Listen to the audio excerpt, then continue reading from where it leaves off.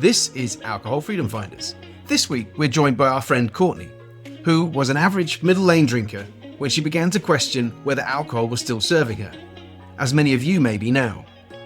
She began to realise that it didn't fit her otherwise healthy lifestyle and started to Google the usual questions. Let's hear how she became an alcohol freedom finder. I am super excited today to welcome Coach Courtney Peters with myself, Justine Clark, and Barry Condon.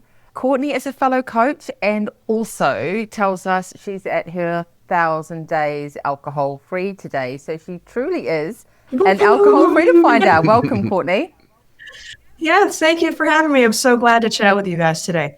That's brilliant. That's brilliant. So take us back, 1,000 days, or take us back a little bit further to where you sort of realized that maybe alcohol wasn't all it was cracked up to be. Yeah. Let's say there's been many chapters, and the biggest one was when I became a coach. So before COVID, I started with health coaching, and at the end of it, there's a life coach pillar.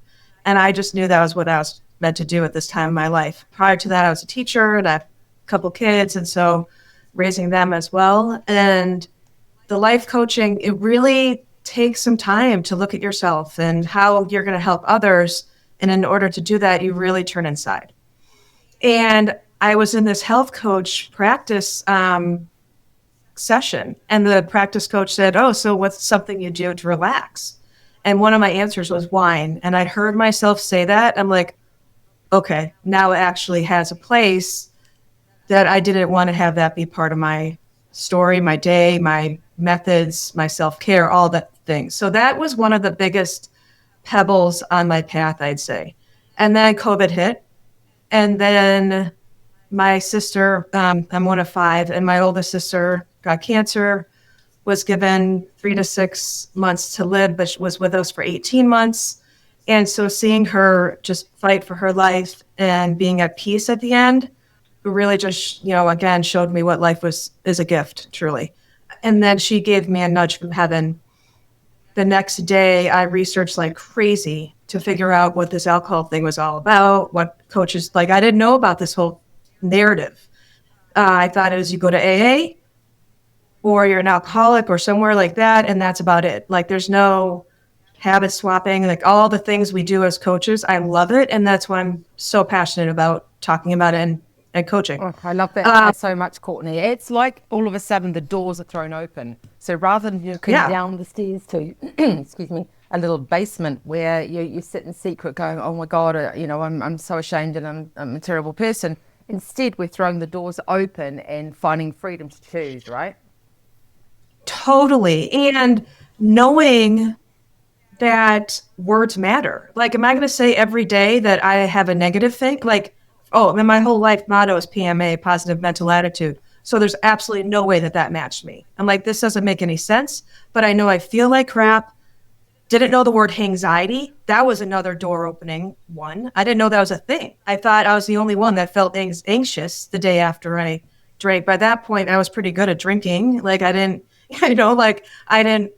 Relationships weren't in jeopardy. I held a job. I loved my life. It just this mental, I call it the devil and the angel, the cognitive dissonance too. All these terms I didn't know were terms. So in our coach trainings and learning about it and getting to know each other, I just feel like we all shared a lot of these things. Okay, wait, there is another option. There's another place to land in terms of health and wellness, and that words really do matter, and how we tell our story to ourselves matters. And so, now here I am, 1,000 days.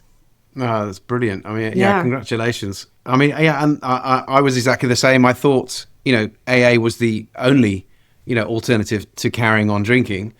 And that kept me there for so long. I just thought, well, I've got to hang on because I don't want to be one of them, because I can't see myself as that. And if you stop, then you'll just be looking over your shoulder and miserable.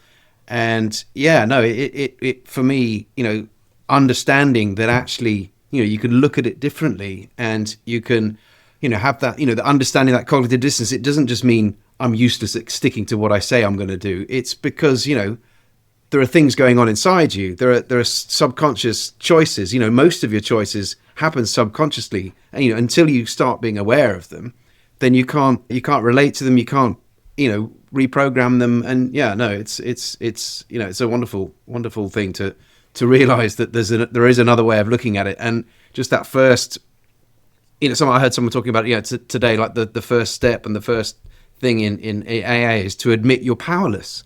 And you think, well, I really didn't want to do that. I wanted to be able to fix this. I wanted to be able to find my way out and find freedom. And so tell us, so what was, what were those early days like? How did you actually sort of physically go from drinking, red wine being the thing to relax, and then, that not being the case?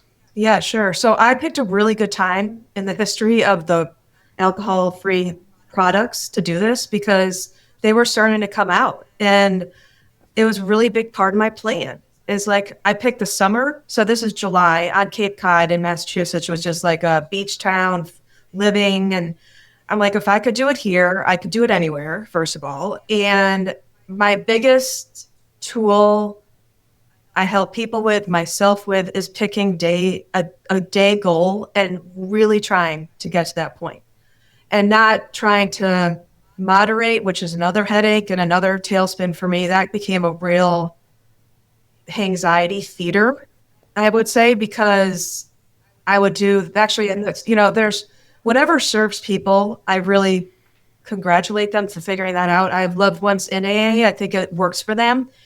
If whatever works for you, I think that's great. These moderation apps, if that works for people, great. It did not work for me. Living alcohol-free is so much easier than all of that. Tracking my drinks, figuring out which ones to have. So with all that kind of lifestyle stuff I was doing, I just brought that into my alcohol-free month. Be like, okay, if I was into that, let me find something else that won't feel so like white knuckling and like trying to figure this out without much. So the products were big for me. And then asking the question after towards the 30-month point, what alcohol served me? And is it worth bringing it back in, or should I keep going? And that's what I kept doing.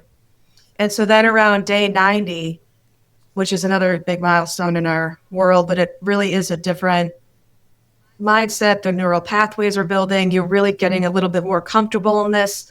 I committed to a year. And so once I took all the guesswork off the table, then I could really figure out this living thing a little bit more confidently, a little bit more comfortably. But yeah, for me, it was those benchmark points. And that's why it's really exciting that today's 1,000 days, because this is like my last one. It's a big one. And look, 1,000 days is extraordinary. For someone who's drunk every day or thought about alcohol every day and how much they could have and not have, we just need to sit and think about that for a minute. How many Christmases is that? How many birthdays is that? How many celebrations is that? How many Friday nights tired? How many Saturday night going out? That's a lot, Courtney, and that's amazing. Yeah. If you're looking to take back control of your drinking, why don't you join our Alcohol Freedom Finders 30-day group program? It's a great place to start because we approach it as an experiment rather than a challenge. Whereas, as well as getting a great detox, you learn the science and the psychology about why you're drunk in the first place. So whether you want to stop altogether or just become a more mindful and moderate drinker, why don't you give it a crack? Use the link in the show notes to sign up to our next Alcohol Freedom Finders 30-day program, and you won't regret it, because no one ever woke up in the morning and said, I wish I'd had more to drink last night, did they? Now, back to the episode. What I love is that you created, what you've done in your own practice is created a framework. We need a framework for success. 1 hour, 1 minute, whatever it is. Yeah. Just get through that next minute, 10 minutes. I'm going to wait 10 minutes and then I'm going to decide again, and so on. And you've built on that 1 minute to 1,000 days. And also, I just wanted to say one thing about you being a health coach. I mean, the science is there. They know that. They know that alcohol destroys mitochondria. Without mitochondria, we're going to get cirrhosis of the liver.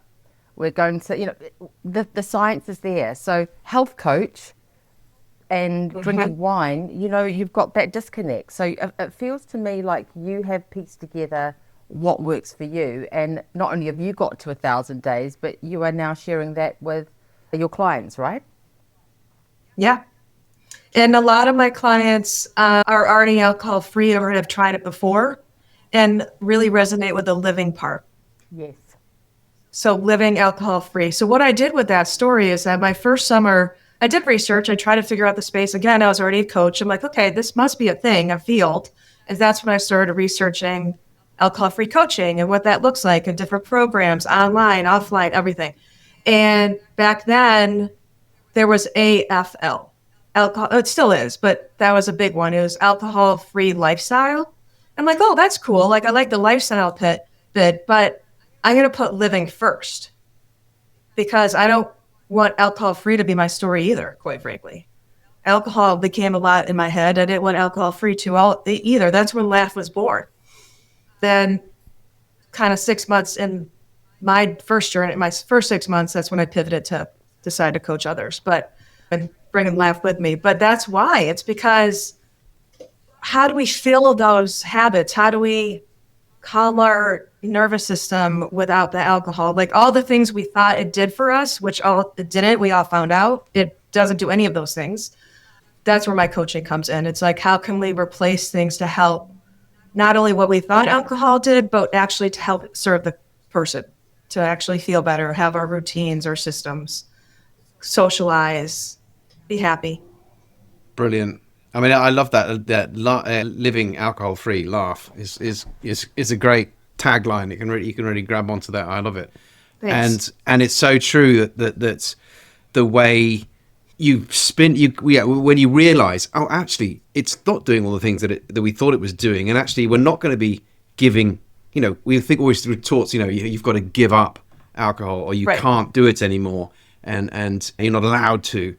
And actually, when you realize, and that was when I went looking. I was like, well, okay, I've decided I want to stop, and maybe I felt like I needed to stop. But how do I make this okay? And you go looking, and you go, oh, there's a whole different way of looking at it. Actually, this is a positive thing, and it's you get freedom, and you get all these things back, and you feel much better because you're not doing it.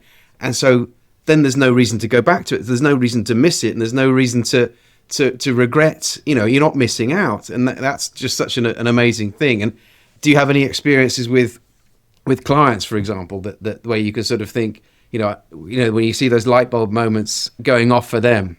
Totally. Because I think when we're reading about it, learning, watching, because a lot of people are thinking about this, right? And then they take a break or they do something. There's a lot, I believe, of time prior of just being curious and interested. And then when they come to me, it's really about removing. So I don't, that's what we talk about. And they're like, yeah, I've seen people talking about like it's switching and like the switch.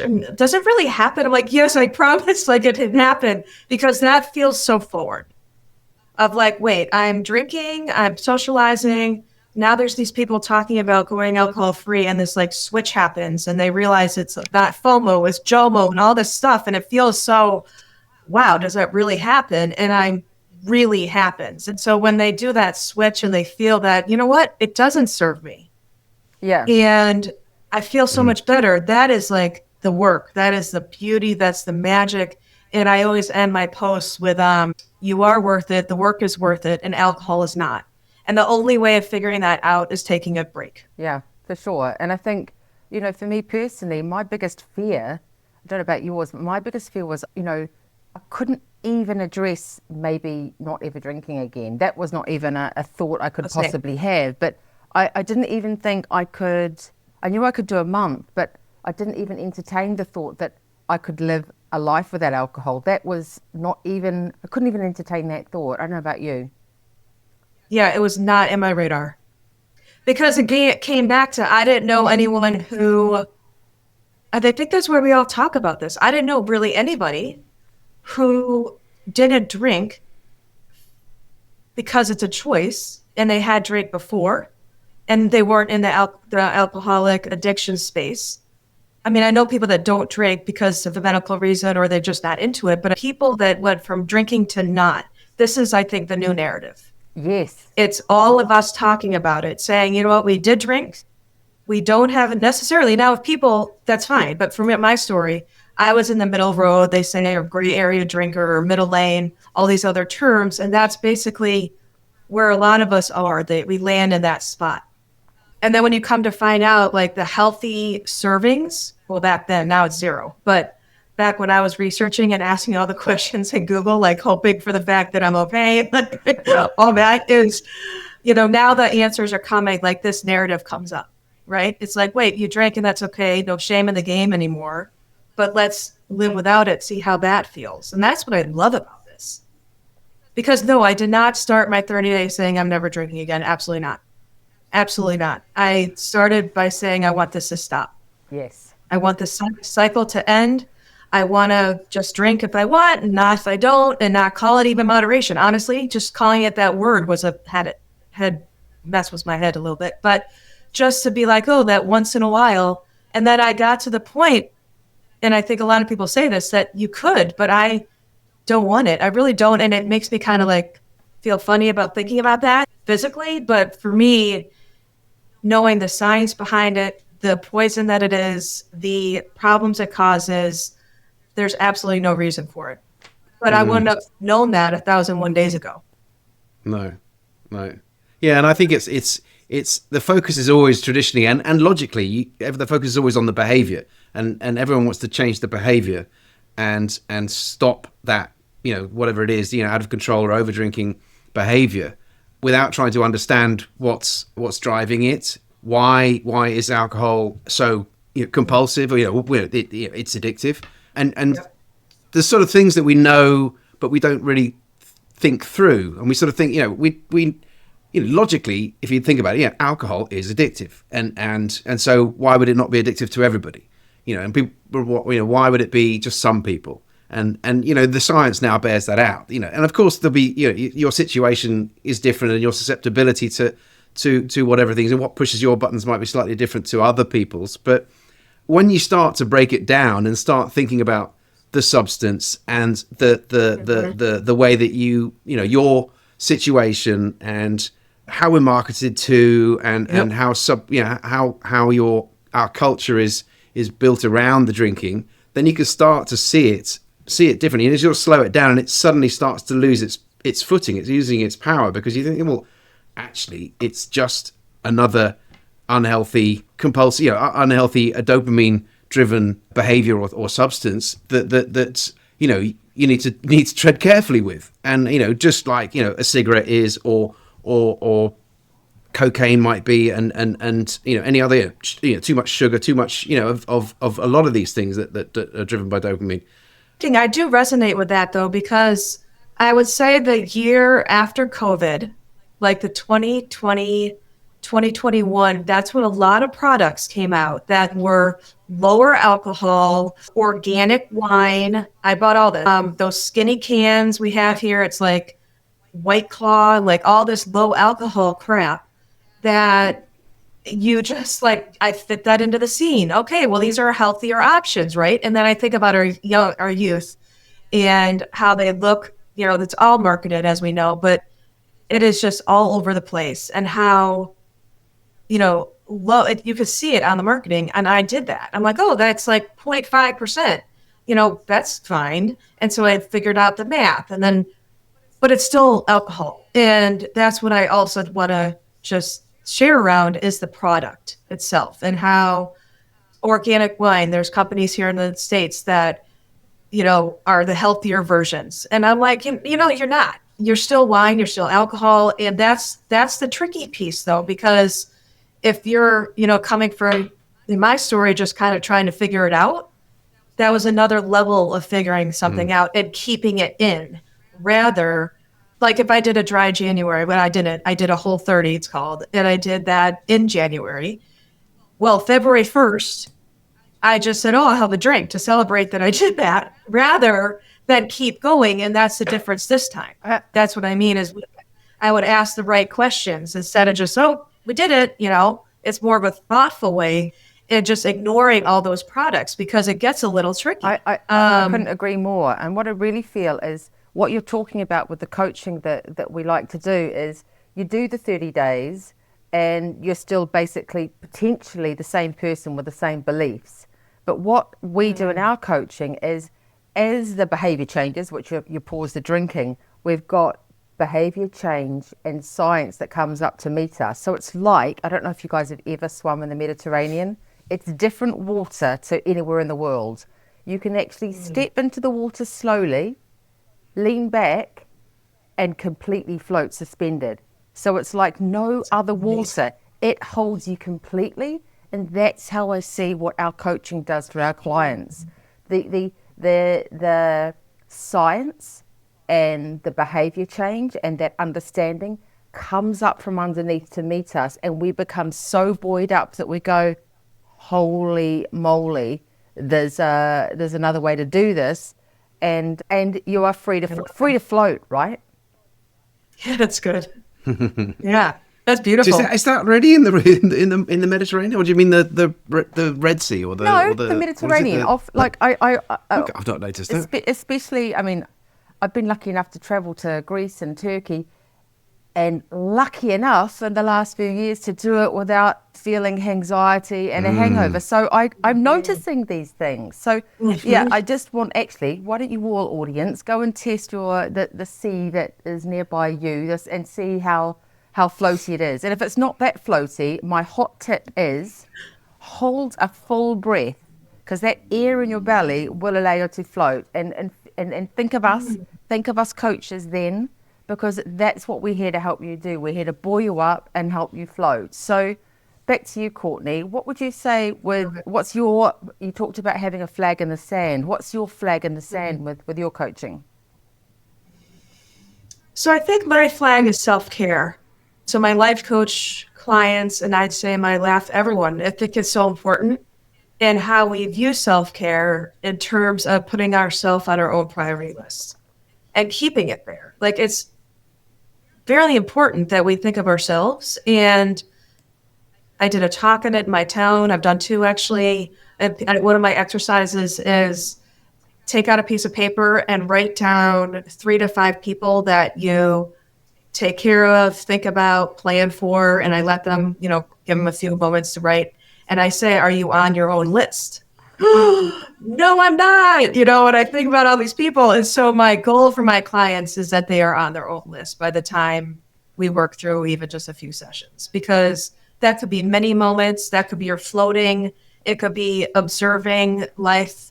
We've got a lot going on here in the States. And how do you engage with news? How do you care for your peace? How do you, and this goes for everybody, whether it's my laugh clients or my grow clients, and grow me get real outcomes, my life coaching program. And it's always carving out time for ourselves. And then for the laugh folks, it's the healthy swaps. It's the making a plan, having our whys, keeping our motivations going. But part of that is the self-care piece. And how does that feel for everybody is very unique. But that's what I think my biggest flag in the sand is. Brilliant. I mean, that's that not missing out and doing stuff for yourself and making it a positive thing and changing, then why you're doing it is it becomes more, it's much easier to run towards a better life than it is to sort of to try and run away from one that wasn't serving you. And then resource for not drinking, right? Because like when shit hits the fan or things are stressful, that might have been our go-to before. So we really have to have that toolkit like ready to go if things happen that feel stressful or anything to help us through that. And my goal is to have those be positive things that nourish us and are healthy and feel good. And alcohol has that little feeling for 20 minutes that's what my laugh clients, a lot of us are used to. So to really have a plan in place when things aren't going to as planned, when things are stressful, what do we do for that? Yeah, really good. I think that sort of anticipating scenarios where a drink would be your go-to, and having an idea. Okay, so I can feel that coming on, but I know I've thought ahead, and I'm going to treat myself with this instead, or I'm going to take my mind off it by going for a run or doing something like replacing the negative cycle with something positive. Yeah, really good. Do you have any sort of surprising things that happened over the 1,000 days that you sort of think, you never thought that would be possible, or you never thought that might happen, or being on a podcast?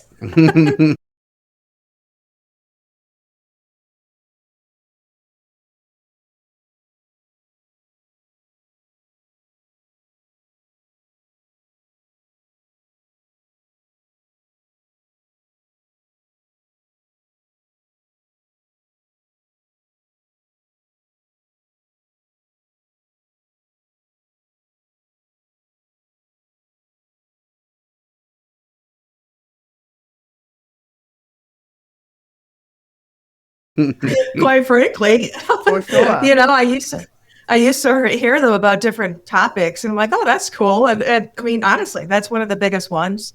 Telling my story in a comfortable way. I worked really hard on that. I really worked hard on living through the shadows, working through the shadows, the negative parts of alcohol. I coached myself. I have a magic coach right now that lives in the UK that we do a lot of inner journeys and energy work still. I mean, life is still there to work on and be supported on. And that was a big part of this. So I am really grounded in who I am and who I serve and what I share. Not going to keep going back. Like, for me, coaching is about now action forward. So yes, of course I resonate with people. Yes, of course it's still my life. Of course I can bring in past threading to our sessions of their story, my story, of course. But I don't start with that. I start with the 3 problems that were cognitive dissonance, anxiety, and decision fatigue. That got me pretty in a loop that I just didn't want to be on anymore. And I feared this change because I didn't know that this was out there, right? So those are kind of like my landmarks. And then now, like, it's just so free because I don't go over those. Like, you're not going to see me on Instagram or someone like before and after. Like, that's not going to be my jam. I'll talk about it using words, but, a picture's a snapshot. Well, it really was for the mental. You haven't seen Barry's abs in his aftershock, Courtney. Maybe you would change your mind if you saw him. Oh, no, that's true. That's awesome. That's fair. That's fair. No, that's good. That's good. That's good. I think they're good, but that's just not my, there were dark points and I've worked through them. And, that's part of the work is if you're going to hold on or let go or what serves you. For me, it's, sharing with clients, and that's about it. I love that so much. And what I love most about it is people, when you go to a party and you say no to a slice of cake, people go, oh yeah, she's watching her weight or, whatever. But if you go and say, no, I don't want to have a drink, you're somehow expected to tell some kind of story about why did you lose your license? Is there something wrong with you? Why don't you do what, oh, it's because you've got such and such a disease. Oh, I get it. They need to kind of put a label about attribute why you may have stopped. But I think as well, I wish I knew that it's okay not to drink, that it's more than okay not to drink. And I don't owe anything to anybody. I don't need to drink to make them feel more comfortable, and I don't need to drink to make myself feel more comfortable. What about you, Courtney? Totally. And I think narrative is also changing. I just did a health and wellness fair on Saturday, and this one woman and I were talking, and she's like, yeah, a lot of my friends have stopped drinking. I'm like, okay, cool. Like, it's really starting to build momentum. And I hope that question gets squashed of like, oh, wait, why? What happened? Like that one? That's so frustrating, but it's so real because I think we would ask ourselves that too. It's an exclusive members club, right? That's what it is. Yeah. No, it's an inclusive members club. Even better. Mm-hmm. Yeah. Inclusive. Aspirational, yes. Certainly. That's the way I wish I'd looked at it, thought of it like catching the plague, the not drinking, not being allowed to drink thing. Oh my God, I don't want to get don't want things to get that bad that I have to not drink. It kept me trapped for 10 years probably, that I was sort of struggling with in that moderation phase where I'm trying to sort of make deals with myself and waking up frustrated, ashamed, and starting the day with the anxiety and just realizing that was all a waste of time. It didn't need to be, And so, if anybody's out there thinking, I'm struggling, it's not what it used to be. I used to really enjoy it, and now it's becoming something that I'm losing control of. There is help. If you resonate with Courtney or either Justine or us, or anybody else, just keep looking and find a methodology and a way out and a way to freedom. There's definitely hope there. So speaking of alcohol freedom finding, have you got 3 words for us that sum up your journey to finding alcohol freedom? Yes. So purpose. I think purpose because as coaches, it gives us that extra momentum.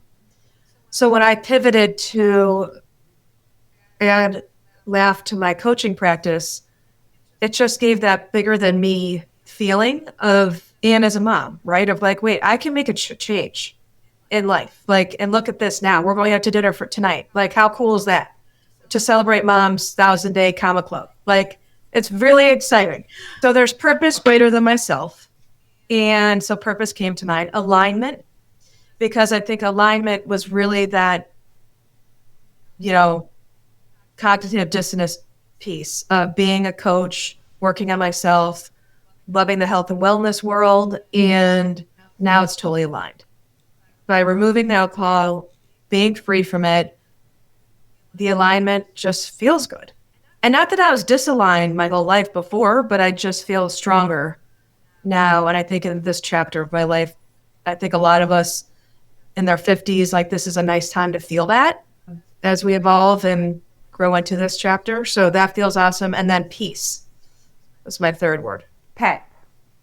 Purpose, alignment, and peace. Courtney. I love it. I love it. Courtney, I honestly, I could speak to you all day. And I know that you're doing such great work. I see that you've just got a program launched. Why don't you tell everybody where they can find you and what you're doing right now? Sure. So my website is pmacoachcourtney.com. So positive mental attitude, but PMA.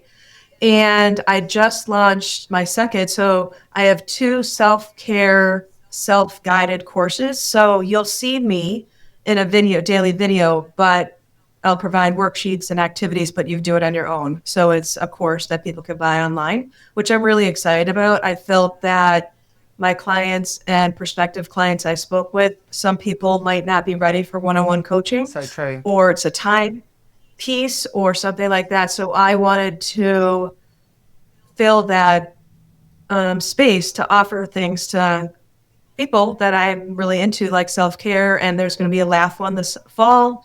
And so that's really exciting for me. That was my goal for 2025 and it's happening. So that's exciting. Excellent. I will put the links in the show notes. So people will be able to find you. That's great. Thank you. I mean, it's been wonderful. Thanks a lot, Courtney. And we'll speak to you again soon.